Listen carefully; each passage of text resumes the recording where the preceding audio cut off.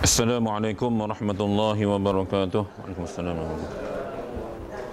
إلى أشرف النبي الكرام محمد صلى الله عليه وسلم وكافة الأنبياء والمرسلين والعلماء والصالحين وإلى أرواح جميع القبور من المسلمين والمسلمات والمؤمنين والمؤمنات شيء الله لهم الفاتحة.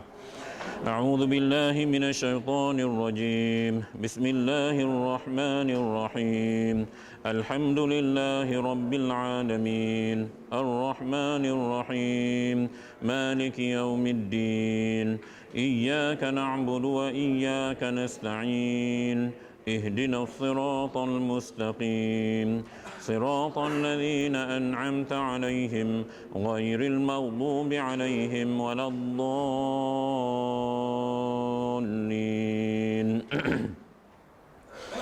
Alhamdulillah wassalatu wassalamu ala Rasulillahil Karim wa ala alihi wa sahbihi ajma'in. Subhanaka la ilma lana illa ma 'allamtana innaka antal alimul hakim. Rabbi shrah li sadri wa yassir li amri wahlul 'uqdatan min lisani yafqahu qawli. Allahumma yassir umurana wa la tu'assir. Allahumma yassir umurana wa la tu'assir. Allahumma yassir umurana wa la tu'assir. Rabbi yassir wa la tu'assir. Rabbi tammim bil khair. Alhamdulillah, muslimin muslimat kepada Allah Subhanahu wa taala, marilah sama-sama kita merafakkan kesyukuran kepada Allah Subhanahu wa taala kerana pada pagi ini dapat sama-sama kita berkumpul kembali dalam dewan kuliah kita ini. Dan kita akan sambung pengajian kita daripada minggu lepas. Kita dah pun habis bab ataupun perkara yang berkaitan dengan sunat-sunat dalam solat. Dan pada minggu ini kita akan sambung tentang perkara-perkara yang membatalkan sembahyang. Faslun fi adadi mubtilatis salati. Muka surat 34 ya. 34 lebih kurang 2, 4, 6 10 dari bawah. Muka surat 34 10 dari bawah. Faslun fi adadi mubtilatis salati. Fasal pada menyatakan bilangan-bilangan perkara-perkara yang membatalkan sembahyang. Okey, yang sunat kita dah mengaji. Jadi saya harap tuan-tuan semua dah faham sunat ab'ad, sunat hay'ah dan juga perkara-perkara yang menyalahi antara lelaki-lelaki dan perempuan dari sudut perbuatan sembahyang. Okey, jadi mudah-mudahan ilmu yang kita belajar minggu lepas kita dah praktikkan. Kalau yang belum, cuba start minggu ni. Okey, kalau yang dah buat tu istiqamahkan insya-Allah. Ya, mudah-mudahan solat kita menjadi solat yang terbaik. Baik. Faslun fi 'adadi mubtilatis salati. Ini suatu fasal pada menyatakan bilangan-bilangan perkara yang membatalkan sembahyang. Bermula yang membatalkan sembahyang itu 11 perkara. Dan yang lebih daripadanya hendaklah dituntutkan dia pada kitab-kitab yang panjang-panjang. Jadi dia mungkin ada banyak. Cuma tuan kitab kita ni dia cuma bagi 11 saja. Nampak nah? Maknanya mungkin huraian pecahan tu panjang. Dia kata mengaji kat kitab lain pun boleh. Yang dia dapat hurai di sini hanya 11 sahaja. Baik. Pertamanya berkata-kata dengan sengaja. Bercakaplah ya, bercakap.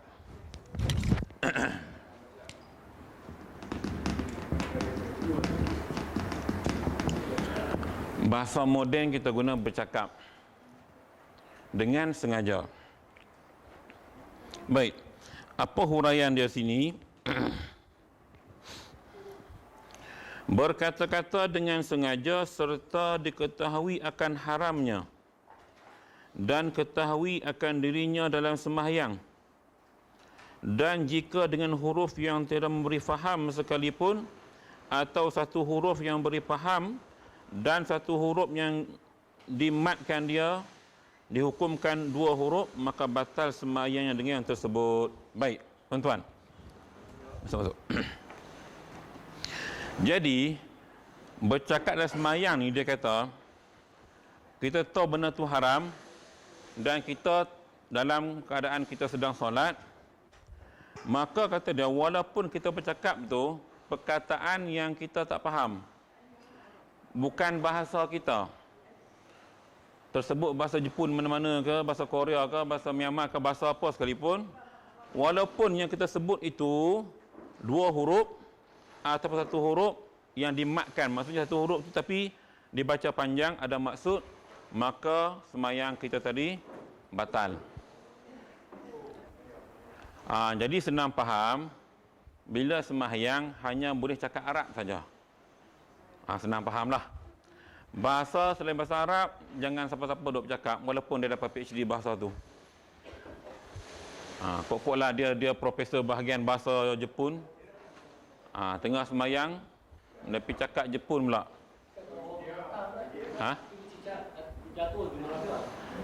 Tu lagi sampai bab dia. Lagi sampai bab dia. Baik. Okey ya. Maknanya walaupun 1 huruf, sama ada kita sebut A ke B ke, huruf rumi kita kan, A ke B ke, atau C ke, atau huruf Jawi A, Jim, sebagainya, tak boleh. Ni dalam keadaan kita semayang, kita tahu kita tengah semayang. Jangan siapa-siapa dah sebut pula. Sekalipun 1 huruf, tak boleh beri faham ke, tak beri faham, tak boleh. Demikian lagi, hak yang kedua ni nak kena parti tuan-tuan.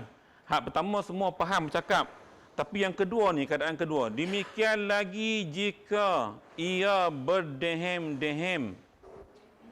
Ya, tak habis kita hurai dulu. Baik.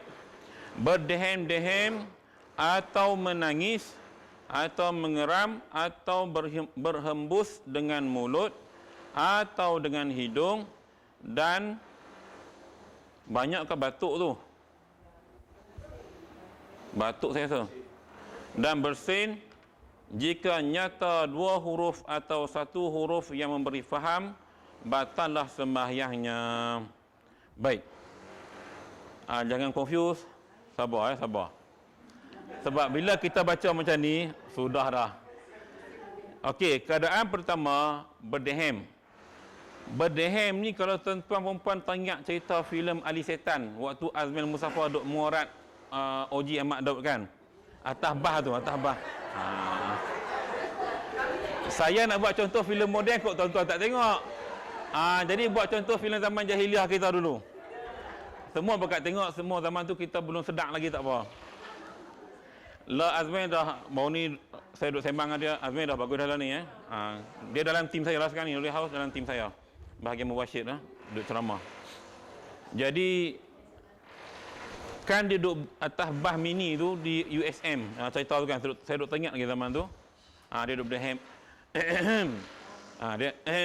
Dia berdehem begitu dalam solat tanpa sebab, batal. Sebab itu bagi imam yang membaca, kalau tersedak gitu je, dia cuma sekadar nak bagi hilangkan kegatalan di kerongkong. Kalau makmum jaranglah, kecuali kalau makmum ada masalah gatal sangat. Oleh sebab itu dari sudut benda jadi ramai orang tak perasan tau. Dia gatal sikit tak boleh dalam sembahyang, tak boleh tuan-tuan.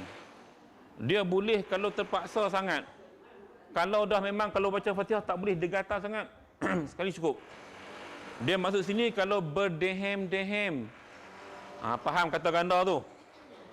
Kalau sekali itu berdehem. Dia berdehem-dehem ni kata ganda, perbuatan yang melebihi 2 kali. 2, 3, 4. Itu dipanggil berdehem. Dia jangan duk sengaja berdehem lah. Sengaja tak boleh. Baik.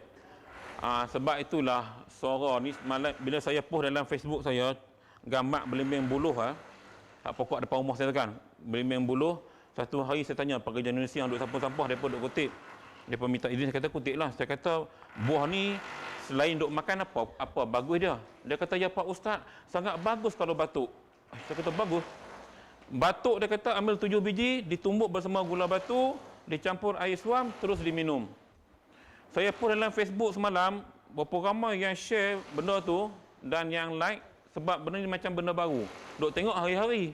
Yang kita tahu, buah gulai udang, sedap. Buat sambal hitam, sedap. Hak tu hak kita tahu. Cerita makan, kita tahu semua.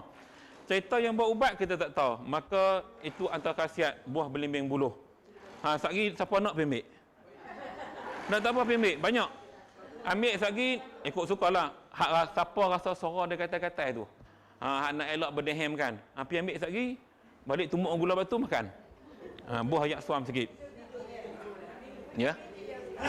3 dengan 7, dia kena ambil ganjil. Ni pekerja tu lah beritahu saya, mereka di Indonesia semua amalkan macam tu. Maknanya petua yang bagus lah kita amalkan. Benda baik kita amalkan. Ya. Jangan ubat gulai saja, buatlah ubat sama. Bagi seorang sedap. Jadi dapat hilang benda dehem-dehem ni kan. Baik. Keadaan yang kedua, menangis. Okey. Menangis ni, kalau kita lihat, menangis ketika baca Quran, bagi imam yang faham maksud, itu lain. Ini cerita menangis, ayat seronok dia menangis. Batal lah.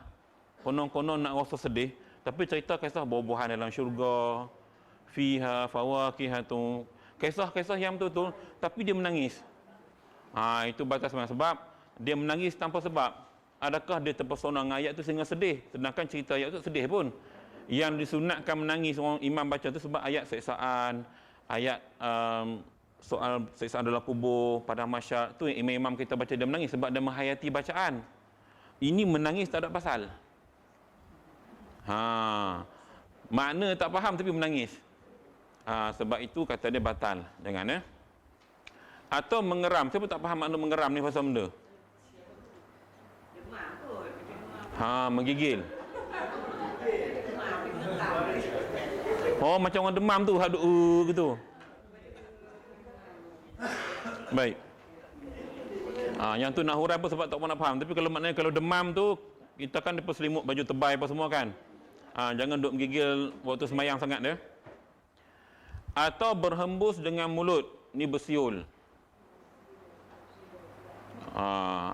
Dan keadaan kedua berlaku juga dalam hukum fiqh, kadang-kadang bila kita sembahyang nyamuk gigit ni kan, nak tampak, kadang-kadang dia ni ahli sufi. Bila ahli sufi ni dia tak bunuh binatang tau, maka nyamuk ni dia tiup lah. Gitu. Tiup yang tu tak apa, yang tak boleh sini bersiul, hembus sini ni. Kok tengah mayang teringat filem Dewani ke apa ke, dia duduk bersiul lagu Dewani Jahanam. Ataupun hembusan yang kuat. Sebagai contoh, semayang dia tengok ada nyamuk belakang makmum depan dia. Habis. Jangan terlalu kesian pada makmum depan, kita tengah semayang. Jadi buat cerita kita sudah. Dia tengok situ, kena hati-hati tu, jangan main-main. Sebab kita tak mengaji ni, kesian kat orang punya pasal kan. Atau dengan hidung.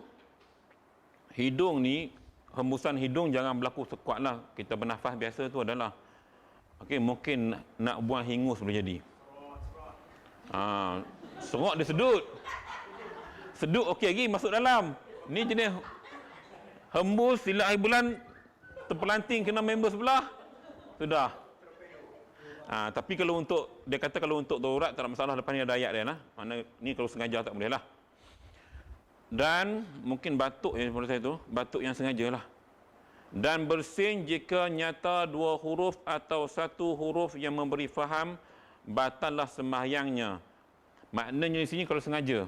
Kalau kita buat benda tu dengan keadaan kita tahu kita tengah sembahyang, elakkan. Kecuali kalau dah terdesak sangat. Itu sebab dia kata, bahkan dimaafkan yang tersebut jika sedikit pada huruf, tak kala terkeras atasnya, terpaksa. Dah tak boleh, dah nak bersin, nak boleh tahan nak bersin kan. Kawan dah sedung kuat, baru lepas makan sampai belacan, muslimat masak. Jadi mayang isyak, lepas buka puasa, nak takbir, nak bersin dah. Jadi kalau dalam tu bersin sebab ni, tak boleh nak paksa, jangan tahan, bahaya. Sebab bersin ni, kalau kita bersin 3 kali itu bagus dia maaf penyakit. Tapi kalau bersin banyak kali, lebih 3 kali, itu maksudnya bersin yang ada penyakit. Baik. Dimaafkan Yang tersebut dan nyata daripadanya 2 huruf pada tiap-tiap kali sekalipun yang bersalahan, jikalau banyak yang tersebut itu pada huruf, dan nyata daripadanya 2 huruf atau 1 huruf yang memberi faham, batallah sembahyangnya melainkan apabila jadi penyakit yang melazimkan dia. sekira-kiranya tiada sunyi daripadanya masa yang lulus sembahyang. Kalau orang tu dah penyakit, nak buat macam mana? Sesama. Mau tak mau terpaksa ambil tuala, lap. Kalau tidak habis meleleh hingus kat hidung. Jadi itu tidak ada masalah. Pada uruf kata pergerakan dia ni kira dibolehkan. Uruf ni pandangan masyarakat kita lah lihat. Pergerakannya tu okeylah. Sebab dia bukan lap hingus sentiasa. Saya rasa tak ada kot orang guna tangan sambil hayang tutup ni. Sepanjang masa, tak ada kan? Dia bila ni baru dia letak tisu, dia lap. Ataupun dia boleh gunakan dia punya ni. Sebab memang ada hadis dia, kita perlu belajar dulu. Okey, kalau tuan-tuan ingatlah. Baik, itu kaedahnya boleh digunakan. Lulus sembahyang padanya maka tiada batal sembahyangnya. Jadi keadaan yang melibatkan sakit tiada masalah ya. Boleh. Batuk ni benda yang kita bukan sengaja, dia terjadi, dia dua punca batuk. Jika mungkin macam doktor mungkin ada pandangan lain lah. Kalau kami pertama punca sebab kegatalan bakteria di tengkok, di kerongkong. Yang kedua dengan sebab masalah paru-paru. Dia dua tu yang kadang-kadang bila masalah paru-paru, kita duk makan ubat sampai berapa buah klinik. Minum ubat batuk kan, tak lega-lega sebab dia punca di paru-paru. Ada yang punca di ni, kita makan ubat 2-3 sudu, okey lah. Jadi batuk ni pun tengok keadaan dia. Sebab itulah, kena rajin makan belimbing buluh, dah dapat betul tadi. Itu je pun. Jadi buah tu tak membazir jatuh gitu saja. Percuma. Adapun jikalau berkata-kata ia di dalam sembahyang dengan ketiadaan sengaja. Macam soalan tuan kita tadi ya. Dengan ketiadaan sengaja. Ni cerita orang latah lah. Ya, seperti terlanjur lidahnya. Macam orang latah lah nak buat macam mana kan. Jadi kadang-kadang mungkin dia duduk tepi, kita kata sini, ada makmum sebelah tu, dia tengok ada ruang, dia cuba nak masuk. Kawan jenis latah. Jadi kawan ni pijak sikit, kok dia bunyi. Tak tahulah bunyi mana kan. Aduh lah ke, oi mak hang apa. Bila sebut gitu, kawan latah. Bila keadaan begini, tak apa. Sebab dia bukan sengaja. Kawan jenis latah. Sebab tu jenis latah ni kita kena hati-hatilah. Bagi jemaah yang kenal dia ni, jangan sengaja pula. Sengaja masuk terkejut kan. Kawan dah tak boleh terkejut, jahanam. Ya. Terlanjur lidahnya. Atau tiada ia ketahui akan haramnya. Dia tak tahu tercakap ni haram dah sembahyang. Baru tahu. Datang daripada hulu mana kan tak nak mengaji. Jadi dia musafir, sembahyang sambil sembang. Ada satu ketika tuan-tuan, saya lihat di hentian Bah Batu Wud. Ni cerita zaman Tingkatan 6 dulu. Jadi dia tengah sembahyang. Kita ni nak buat masbuk lah. Kita main lewat. Saya quit belakang dia. Dia tengok apa hal. Dia tengok apa hal dia sebut. Jadi mungkin kejahilan. Maknanya orang yang ni zaman saya mengaji dulu lah. Waktu ulang alik Solah Masyur Pulau Pinang tu. Dia paling belakang dia tanya kita apa hal. Lepas tu dia terus sembahyang. Saya pun tak ikut dia lah. Saya kata mungkin orang ni dia tak tahu. Itu berlaku. Maknanya kadang-kadang benda ni berlaku sebab mungkin kejahilan. Sebab kalau tahu, dia pernah lihat proses makmum muafiqkan orang datang. Sebab tu sekarang ni dalam kitab, sebenarnya pun tak diajar kita sentuh pun. Tak sentuh pun tak apa. Tak payah sentuh pun. Kita cuma takbir kuat, ikut. Dia akan faham sendiri. Tak tahulah main ajaran mana jenis sentuh bau ni. Kalau orang jenis tahu tak apa. Kalau buatnya kaki latah tadi, takkan haru. Yang saya cerita hak saya kena tu tak apalah, dia jenis tak latah, dia cuma pusing belakang tanya apa hal. Tu pun cakap Melayu juga. Jadi maknanya dia berlaku tuan-tuan dalam masyarakat. Ni tuan-tuan nak pergi musafir dekat Kelantan nanti pergi Kelantan tengok, bila singgah masjid sembahyang boleh tengok masyarakat. Yang kalau kawasan kampung-kampung tu yang masih lagi kurang ilmu agama, macam FL kita akan lihat. Jaga nanti boleh tengok, cari pengalaman sendiri. Saya dah rasa dah. Jadi tak dia ikut. Mungkin sebab dia tak pernah belajar bab tu. Gamanya orang quit dia tu nak habaq apa-apa, dia pun paling belakang tanya.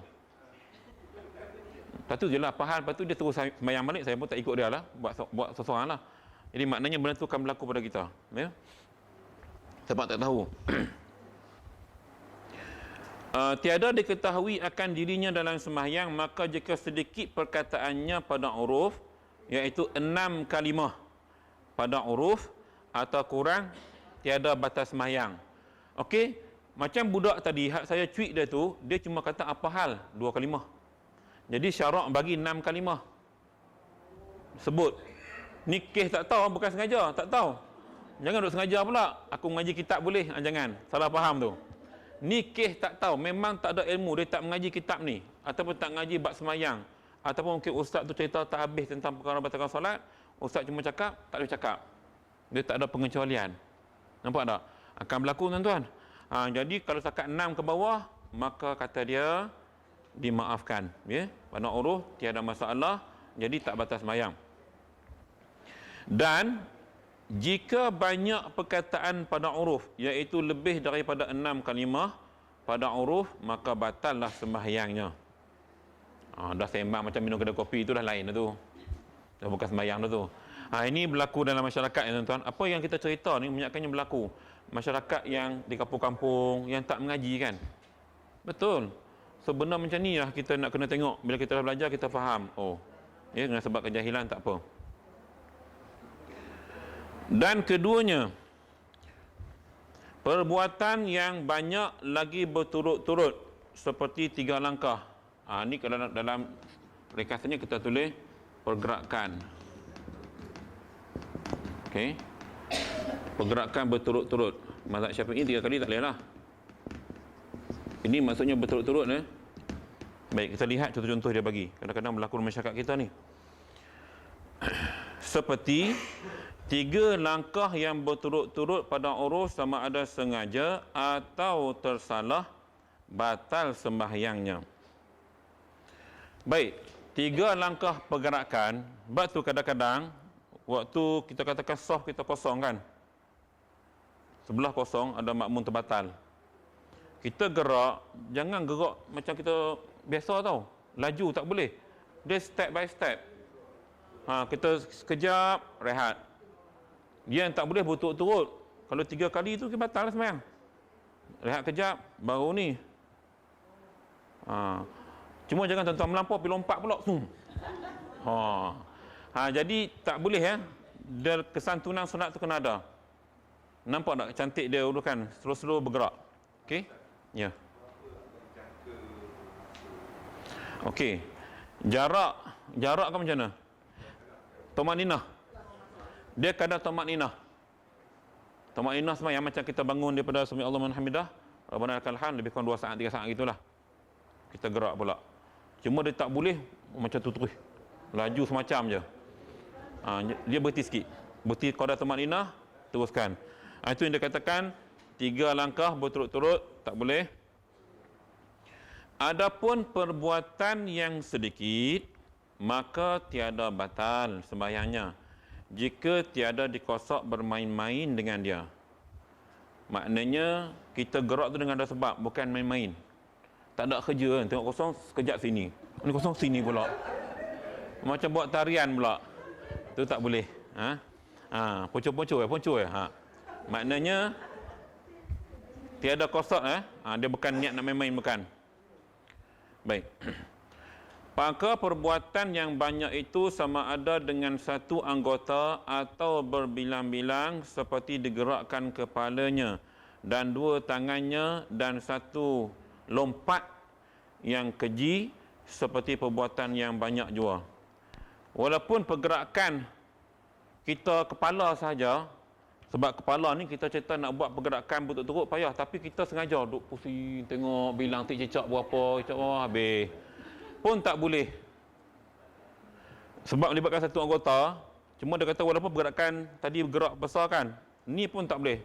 Begitu juga tangan. Kita ambil tangan kita, gatal gutu tang ni. Lepas tu telinga tang ni pula. Lubang hidung pula. Dia garu semua.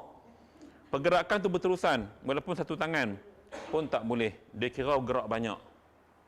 Jadi kita garu sini sekejap, selesai. Gatal pula, baru garu kedua. Itu tak berturut-turut. Masalah kita ni time tu dia kata kepala tu. Time mayang tu, tak mayang tak kata kepala. Dia macam tu. Iblis. Tak, kadang-kadang mungkin kita punya fokus kurang pada sembahyang. Gangguan. Sebab itu dalam sejarah Sayyidina Ali kan. Bila orang nak cabut tombak di betih dalam peperangan kan dia kata, kamu cabut ketika aku solat. Sebab waktu dia khusyuk solat, orang cabut dia tak terasa sakit. Itu hebat iman dia apa.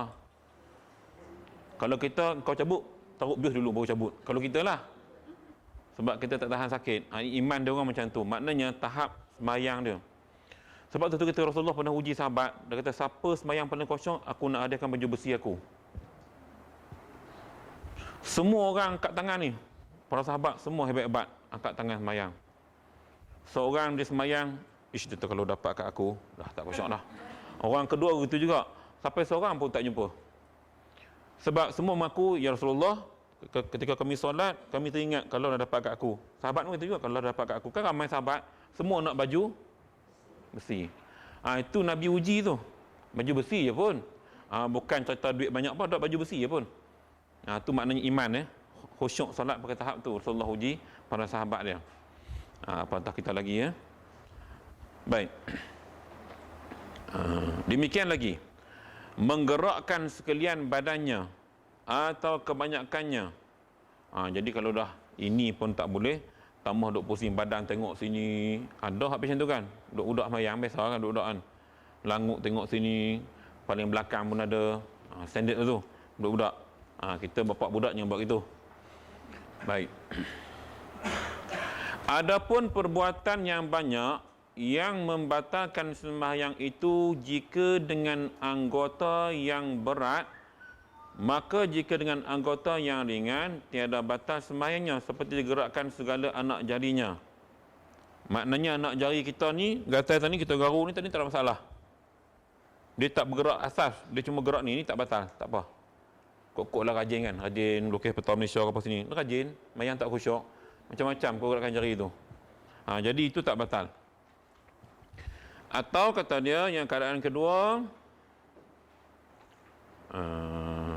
anak jarinya, atau gerakan lidahnya, atau kelopak matanya, atau bibir mulutnya, atau ni nak baca apa ni tuan-tuan? Zikirkan zakar ni. Kalau kait dengan mulut, zikirlah Dan jikalau beberapa kali yang berbilang-bilang lagi berturut-turut sekalipun, maka menyerupai dengan perbuatan yang sedikit jua. Sebab dia tidak melibatkan pergerakan yang berat. Dia hanya di tempat itu sahaja. Mulut kita menyebutkan, lidah kita bergerak, itu tak apa. Dan dimaafkan perbuatan yang banyak pada sembahyang syiddatul khauf. Mayang kerana ketakutan. Ya. Yang ni tak kisah. Maknanya syarak membenarkan pergerakan melebihi 3 kali. Mayang kerana takut ni macam mayang dalam peperangan lah. Kan? Jadi mata sentiasa menilau. Takut ada musuh. Okey. Jadi yang ni tidak ada masalah pergerakan. Bahkan ada di kalangan tentera yang sembahyang siap ada dia punya dipanggil apa, teropong intik apa yang boleh tengok belakang kan. Dia boleh sampai ke tahap tu. Maksudnya dalam kes solat syiratul khauf ataupun solat bagi dalam peperangan itu tiada masalah nah. Kena faham. Yang jadi tentera dia tahulah dia mengaji bab ni. Dimaafkan. Okey. Dan pada sembahyang sunat pada safar. Maknanya sembahyang sunat ketika musafir apabila ia berjalan atau digerakkan tangannya atau kakinya atas binatang kerana hajat jikalau ia atas kenderaan. Jadi kan kita mayang tak terbang apa semua tu kan. Jadi boleh, maknanya pergerakan kita tu dia tidak terikat dengan hukum masai. Sebab kadang-kadang kenderaan, atau kadang-kadang kita semayang nak elak binatang kita bergerak, itu tak apa. Mana ketika mana kita dalam musafir. Baik. Dan ketiganya berhadas besar. Okey. Berhadas besar atau kecil.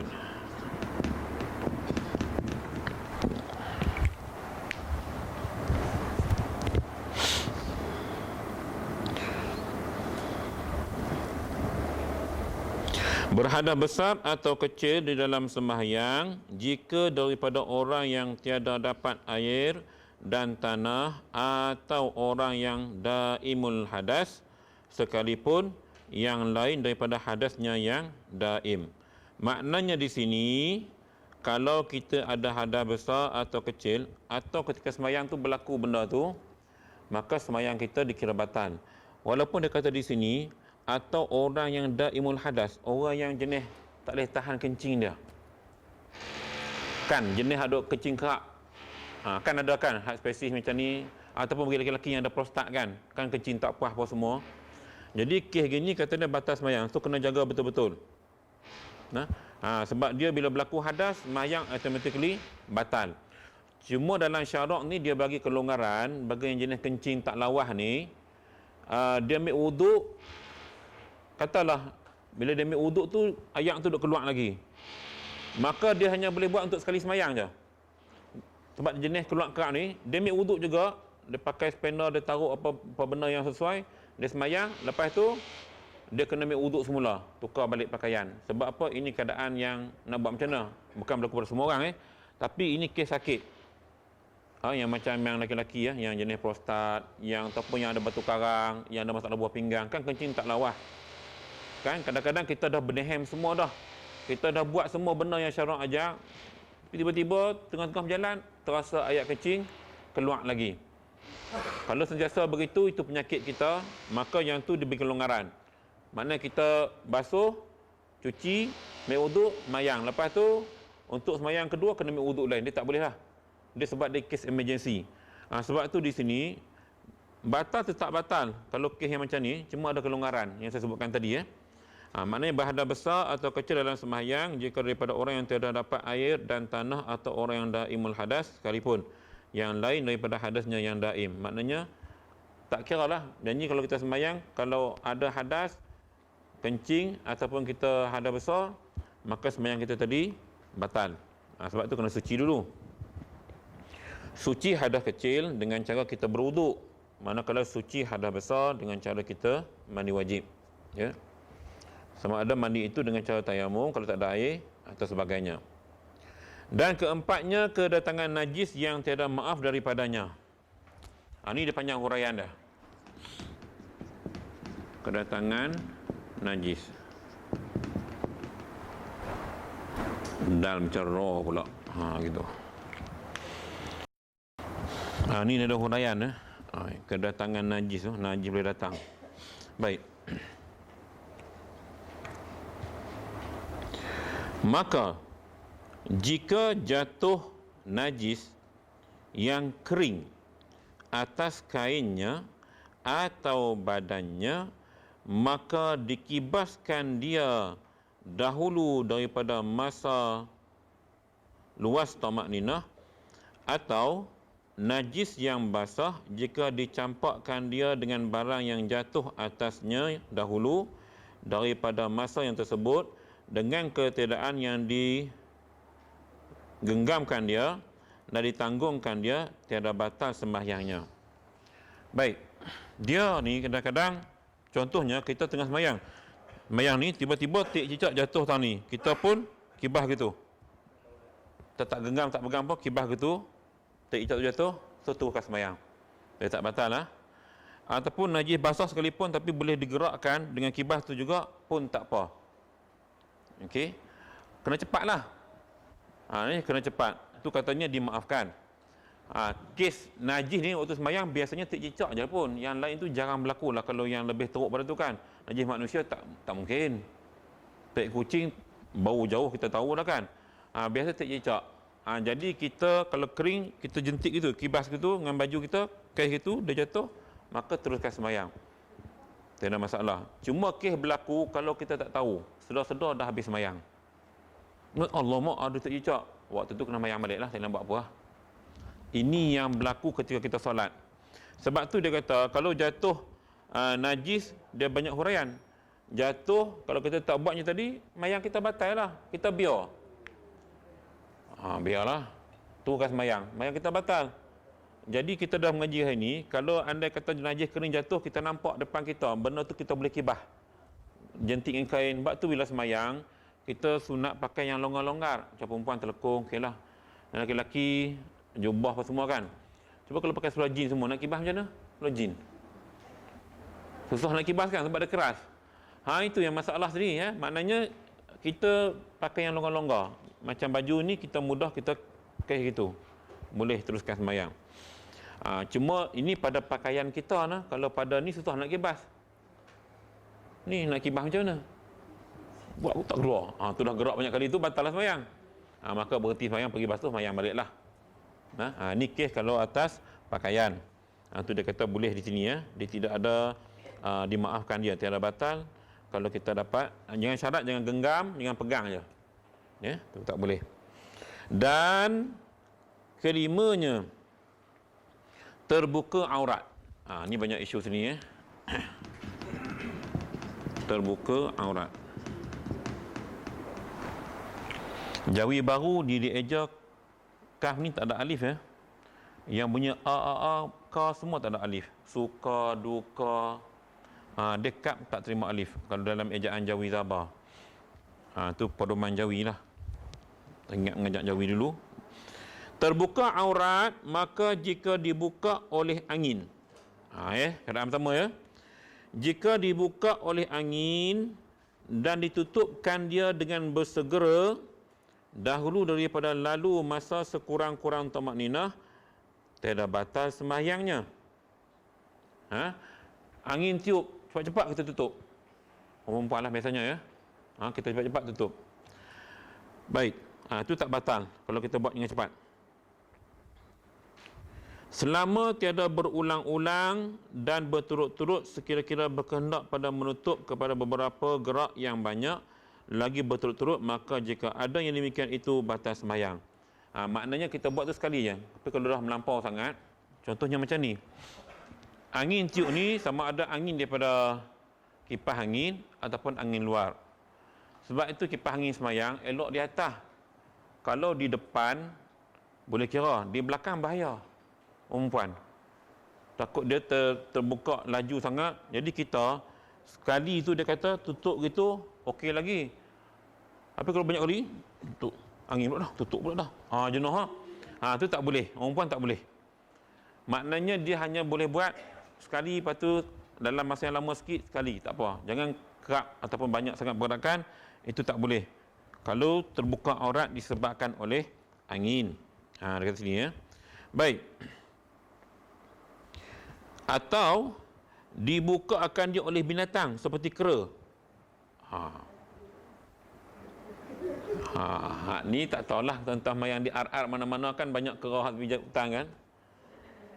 Dengan dia buka, dia tengok kain mayang kita corak buah mangga cantik ya, buah pisang cantik ya kain mayang atau baju kita kan. Geram dia, dia pergi selak ke apa, tu tak boleh. Dia kata dia batal. Atau lainnya, atau kanak-kanak yang belum lagi mumayyiz, maka batal sembahyangnya jikalau ditutupkan dia dengan bersegera sekalipun. Demikian lagi batal sembahyang jika dibuka dengan tersalah, jika tiada ditutupkan dia dengan segera. Ni hak anak-anak hak belum mumayyiz, belum kenal apa, tak ada kerja, tarik kain kita londeh. Sebab tu kalau syarak sunat kalau pakai jubah semua kita pakai seluar. Laki-laki dah. Pakai kain pelakat gitu, pakai spender saja. Hak budak nakal-nakal bukan kira budak-budak. Dia tarik ya. Kalau gulung kemas, sebab tu kalau kita pergi Mekah mana, kan dulu dia ajak kita pakai tali pinggang hijau kan. Kan diikat kemas supaya nak elak benda macam ni. Jadi bila terbuka terus batal, walaupun yang buka tadi kera ke, budak ke, mak kera ke, tak kira. Dia tetap berlaku gitu, batal. Sebab itu kena pakai kemah-kemah. Jadi seluar bagus. Kalau jubah pun pakai seluar dalam atau pakai kain pelakat yang kemas, pakai spender lagi. Lebih teruk kalau tak pakai spender langsung. Ni bahaya. Orang tua kampung. Ni orang tua kampung berlakulah. Kisah cerita tu kan.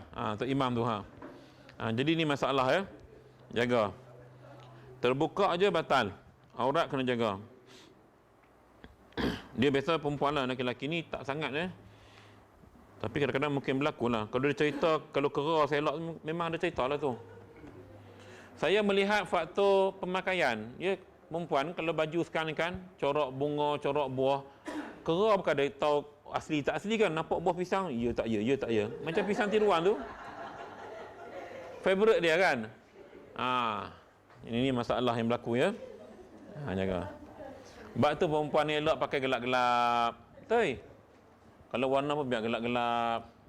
Supaya tak timbulkan bukan setakat manusia, binatang pun pandang macam. Gitu. Baik. Sebab ada hukum fiqh cerita ni maksudnya benda tu berlaku. Ya. Maka jika dibukakan dia dengan sengaja atau dibukakan dia oleh binatang seperti kera atau lainnya atau kanak-kanak yang belum balik, yang belum lagi memayit, maka batas sembahyangnya. Jikalau ditutupkan dia dengan bersegera sekalipun, demikian lagi batal sembahyangnya jika dibuka dengan tersalah, jika tiada ditutupkan dia dengan segera. Terbuka dengan sengaja, tak tutup dengan cepat, batal ya.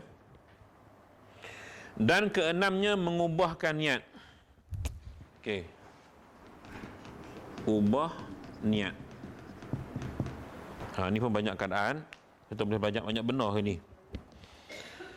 Mengubahkan niat seperti ia niat keluar daripada sembahyang. Ya. Batas sembahyanglah. Atau taradud ia padanya. Taradud ini dia syak wasangka pada sembahyang dia. Aku ni sembahyang zuhur kan? Syak dia duduk pening. Maka batas sembahyang dia. Sebab tu yang kita cerita hari tu, kena ada qasad, ta'rik, ta'yun semua tu, nak jaga benar ni lah. Jangan nanti bila dah takbir, sampai tak tahu sembahyang apa. Jenis ikut gitu kan? Tak boleh. Atau digantungkan, memutuskan dia dengan sesuatu.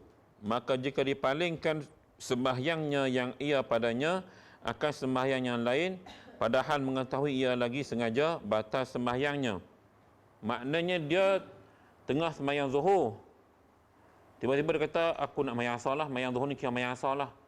Dia tukar niat kat celah-celah tu. Batas sembahyang, tak boleh nah. Kalau sembahyang zuhur lah. Kenapa pula kita nak palingkan begitu? Tu kalau berlaku begitu, batal. Melainkan jika dipalingkan sembahyang fardu akan sunat mutlak dan memberi salam ia daripada 2 rakaat supaya mendapatkan sembahyang berjemaah yang dituntut akan dia, padahal ia sembahyang seorang diri, tiada batas sembahyang. Yang ni boleh. Kita main masjid, kita sembahyang zuhur seorang, pasal orang dah kata tak ada. Jadi sembahyang zuhur 4 rakaat. Tiba-tiba kita tengok orang nak berjemaah depan kita. Kata dia kita boleh tukar tadi kepada sunat mutlak, lepas rakaat bagi salam terus. Yang ni je boleh. Sebab kita nak kejar sembahyang berjemaah tadi. Faham contoh saya buat tadi? Maknanya yang ni je boleh. Maknanya sembahyang zuhur tadi, yang kita kata nak sembahyang zuhur seorang-seorang tu, kita tukar kepada niat kepada, palingkan niat kepada sunat mutlak. Terlepas 2 rakaat tu bagi salam, sebab kita nak kejar orang sembahyang jemaah. Kalau nak buat begitulah. Kalau nak tukar ke sembahyang, tu sajalah, tak ada masalah. Cuma dia kata ini dibolehkan dalam sudut perubahan niat. Yang lain tak boleh. Macam mana? Tu gagah pun habis bang. Kalau rajin nak jemaah juga tu tak tahulah. Dia kata sini setakat 2 rakaat tu sebab dah dapat sunat lah. Biasa orang yang kerja jemaah ni dia akan tunggu. Biasanya lah. Melainkan kalau kita terdesak waktu, kita terus sembahyang, mereka kat musafir kan, kat highway, mana nak tunggu. Sebab kita nak tukar perjalanan. Ini cerita macam masjid kampung-kampung, nak menunggu kan jemaah datang lambat kan. Gitu. Sebab itulah seeloknya berjemaah. Cari orang, kita buat jemaah. Atau kita ikut orang yang sedang sembahyang untuk dapatkan pahala jemaah. Dia begitu.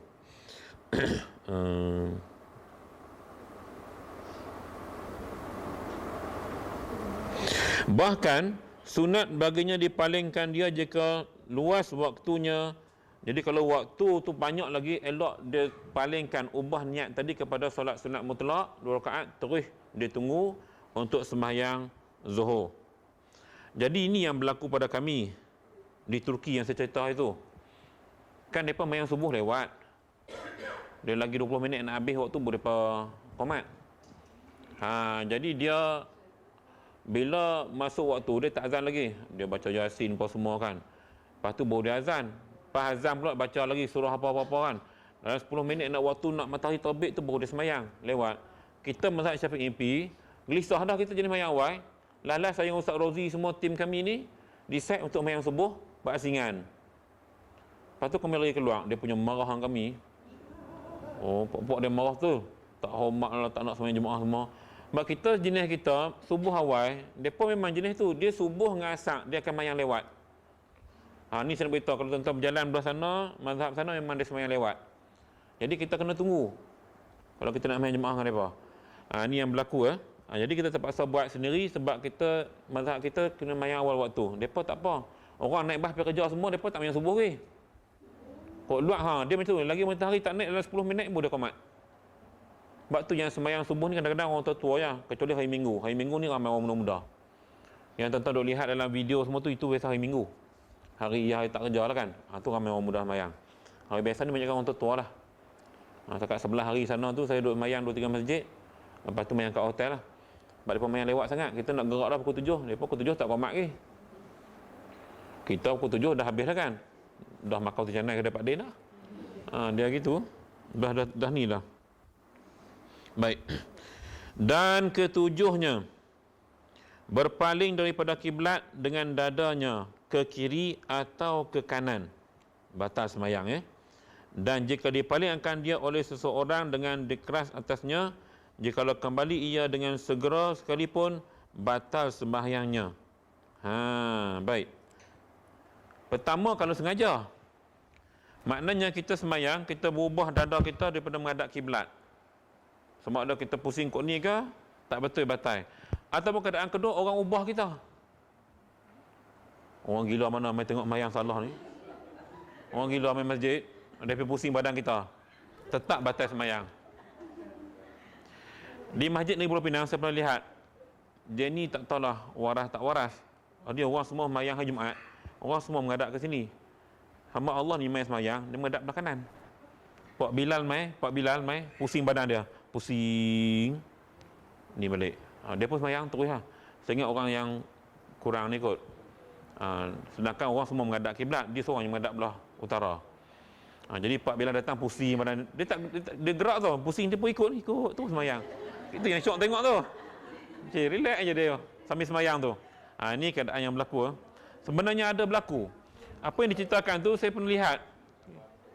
Cabaran kena tengoklah orang tu apa benda dia masalah apa kat dalam dia punya otak tu. Kerana nadi yang demikian itu di dalam sembahyang bersalahan jika berpaling daripadanya jahil ia atau terlupa dan kembali dengan bersegera tiada batal. Kalau jahil semua, mungkin nama Allah tadi mungkin jahil. Dia ingat orang dengar ceramah kuliah agama kot menghadap sana, dia nak menghadap sini. Sebab kadang-kadang bila kita pergi satu tempat atau rumah atau hotel, kita confuse dengan rumah kita sendiri. Kita duduk agak di mana kedudukan kiblat, kan? Rumah aku macam ni, kita pun ukurlah jalan semua. Kan? Betul lah kot ni. Rupanya salah. Sebab itu tuan-tuan yang ada handphone, tolonglah install yang kiblat tu. Kan? Senang pergi negara mana-mana. Tak, yang diajar baru ni, yang diajar kita googlekan Kaabah. Lepas tu dia ada kaedah kita tarik letak lokasi rumah kita, dia akan bawa straight betul tepat dengan Kaabah. Ada dalam video di ni kan, siapa yang dalam grup WhatsApp saya adalah semalam ada satu ahli grup dia post untuk dapatkan kiblat yang betul. Dia direct tu dengan Google tu ke kiblat.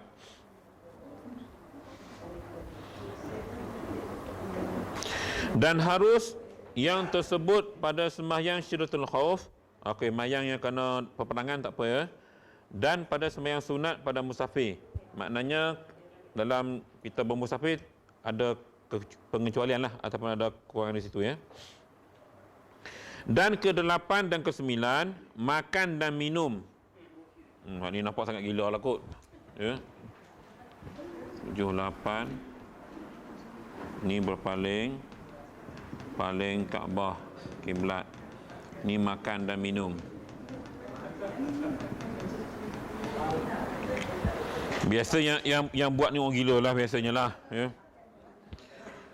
Makan dan minum sama ada banyak atau sedikit dan jika air liur yang bercampur dengan yang lainnya sekalipun batal sembahyang, melainkan jikalau ia jahil akan haram atau terlupa sembahyangnya jikalau sedikit makan atau minum. Bab tu kita kena komok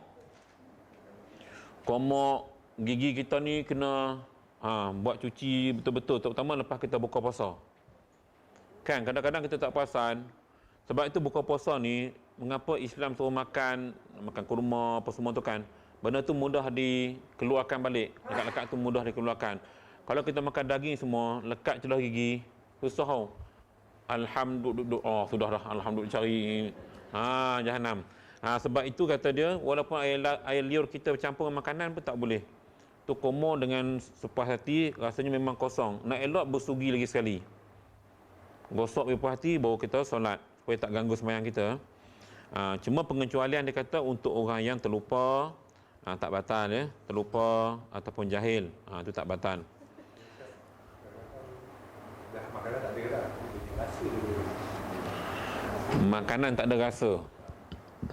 Rasa macam sisir ada. Dapat rasa. Yang tu rasa situ, kalau tidak ada sisa makanan tak apa dimasukkan sini, kalau masih ada sisa makanan. Rasa pedas tu biasalah kalau kena cabai yang banyak biji makan kan. Tengok ayat asam sedap sangat, cicah ulang bergagar pula, melipatnya tubuh. Buka puasa punya pasal.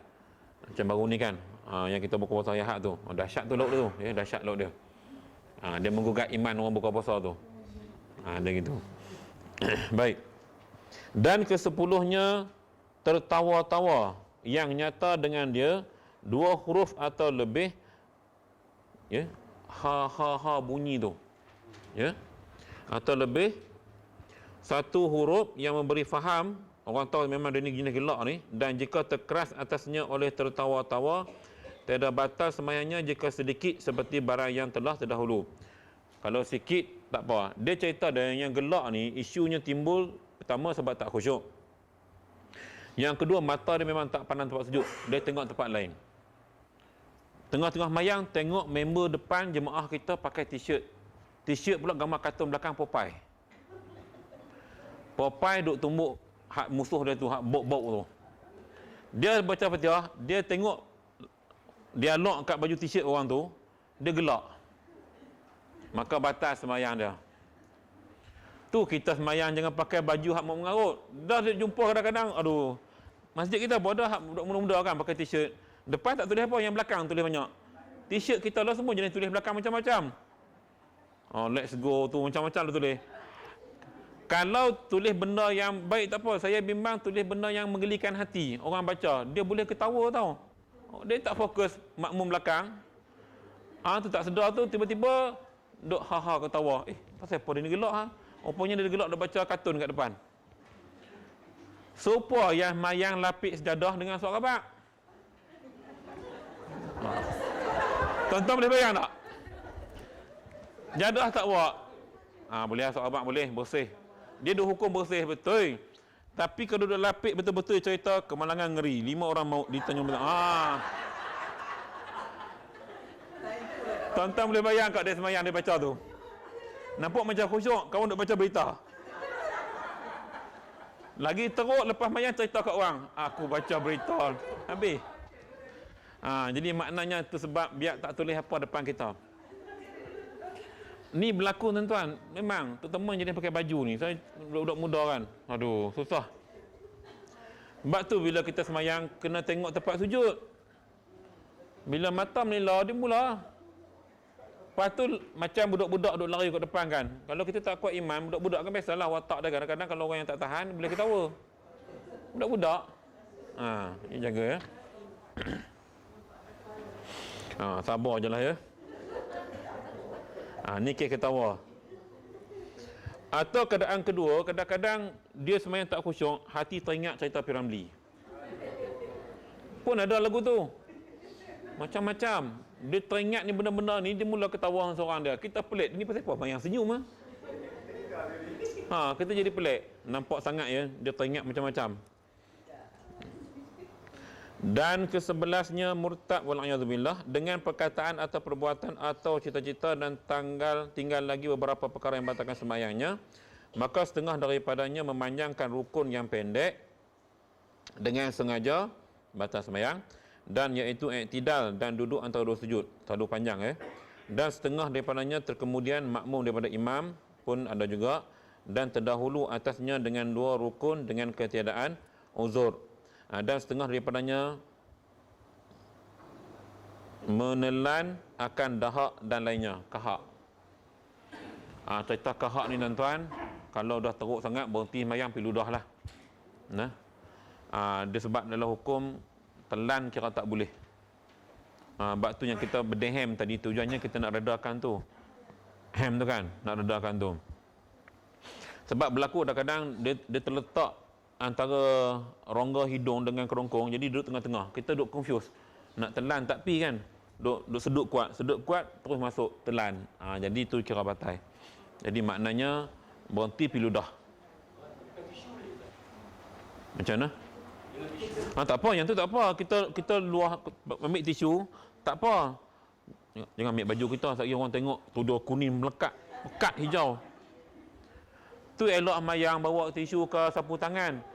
Sebab tu setengah kita buh serban ni, serban sangkut di bawah tu, antaranya kita nak elok tu kadang-kadang sesemua apa semua boleh guna serban tu sebagai penyucian. Dia banyak cerita perkara batalkan, cuma kita tengok sebelah dia hurai tu banyak lagi. Mendahuluan rukun iman, imam pada makmum, makmum pada imam, banyak lagi. Cukup kita mengaji sebelah ni. Mudah-mudahan kita dapat elok daripada buat perkara-perkara yang boleh membatalkan sembahyang kita. Baik.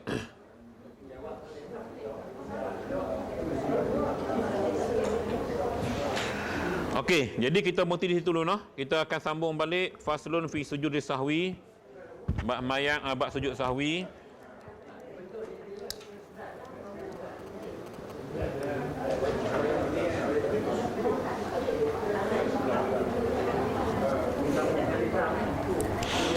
Aku liqadha wa astaghfirullahal azim li wa lakum. Wassalamualaikum warahmatullahi wabarakatuh. Bismillahirrahmanirrahim. Alhamdulillahirabbil alamin wassalatu wassalamu ala rasulil karim wa ala alihi wa sahbihi ajma'in. Allahumma arhamna bil Qur'anil azim waj'alhu lana imaman wa nuran wa hudan wa rahmah.